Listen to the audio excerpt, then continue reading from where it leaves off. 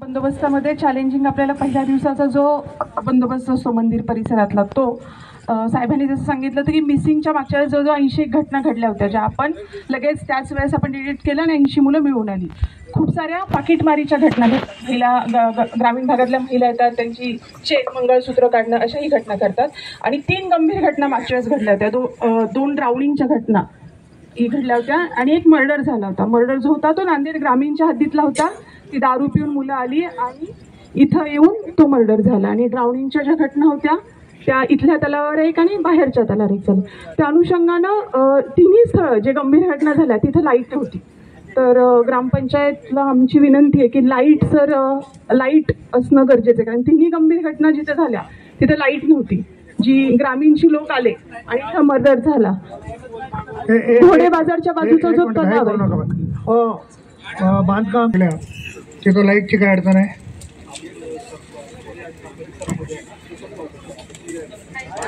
तुम्ही पोल वाढवा, त्याच्यामध्ये नियमात ग्रामपंचायतचं प्रमाणपत्र घेऊन BDOचं ऐपत प्रमाणपत्र घेऊन नियमानं किती तुम्हाला बसवता येतात ते बसवा. नसं तर यात्रा फंडातून पोल लावा. आणि माझं वैयक्तिक मत आहे की तुम्हाला किती पोल साधारणतः लागतात, तेव्हा ते एका पोलला खर्च काय?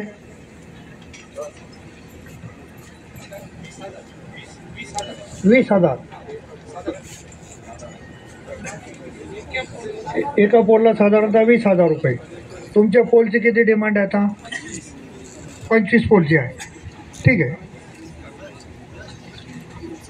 आणखी एक विषय होता सर, मागच्या वेळेस आपण जे चांगला बंदोबस्त करू शकलो पहिल्या दिवसाचा असो आणि नंतर ही जी मुलं गेली ती पटकन रिकवर झाली, याच्या मागे CCTV असणं आणि PA सिस्टीम. कारण सगळ्यांना माहिती आहे मोबाईलचं नेटवर्क जाम होऊन जातं. तर कुणी आमच्याकडे हरवलेलं बाळ आलं, कुणी आलं तर त्यांचा कॉन्टॅक्ट होत नाही. तर आम्ही PA सिस्टीम गेल्या वर्षी तगडी होती आपली, पण ती वाढवणं गरजेचं आहे, कारण ती मेन मंदिर आणि आजूबाजूचाच परिसर कव्हर करते. इकडचा गाढव बाजार, इव्हन गाढव बाजारच्या बाजूलाही लाईट नसते रात्रीच्या वेळी सरपंच साहेब. तर ती लाईट व्यवस्था तलाव बाहेरचे तिथेही लाईट नसते. तुम्ही म्हणता ती गोष्ट खरी आहे, फक्त यावर्षी तो प्रॉब्लेम होईल सर. पण माझ्या डोक्यात असं आहे की म्हणजे आता आपण जे पर्यटनमधनं प्रस्ताव देतोय त्याच्यामध्ये मी 100 पोल ॲड करतोय आणि 100 पोलला स्ट्रीट लाईट बसवायच्या. पूर्ण यात्रेच्या काळात 2 महिने त्या 100 पोलवर लाईट चालू झाल्या पाहिजे.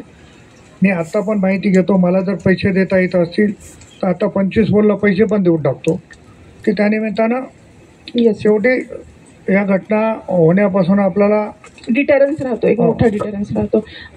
CCTV येते गेल्या 20 होते, तेही बाहेरच्या भागामध्ये वाढवणं गरजेचं आहे. विषय ग्रामपंचायत, पंचायत समिती आणि ZP असा झाला होता, कारण त्याचे पैसे कोण देणार आणि ते दुसऱ्या दिवशी बॉडी मिळाली तर तो खूप रेटला गेला विषय. त्यांनी आपल्या शब्दावर काढली बॉडी. तर सर असं जर झालं की प्रत्येक ठिकाणी, कारण हे उत्साही लोक दारूच्या नशेत किंवा असंही लहान मुलं नकळते ड्राउनिंगच्या घटना होणारच आहेत असं समजून जसा आमचा बंदोबस्त असतो तसा तिथं जीवरक्षकच आपण लावला पैसे देऊन, तो काही फार मानधन घेणार नाही, परंतु त्यातनं जीवितहानी वाचू शकते. तर शिफ्ट वाईज सकाळच्या वेळात रात्री उशिरा तिथे जीवरक्षक ठेवावा. त्याच्यामध्ये असं आहे की जीवरक्षक आपल्याकडे महापालिकेला आहे सर.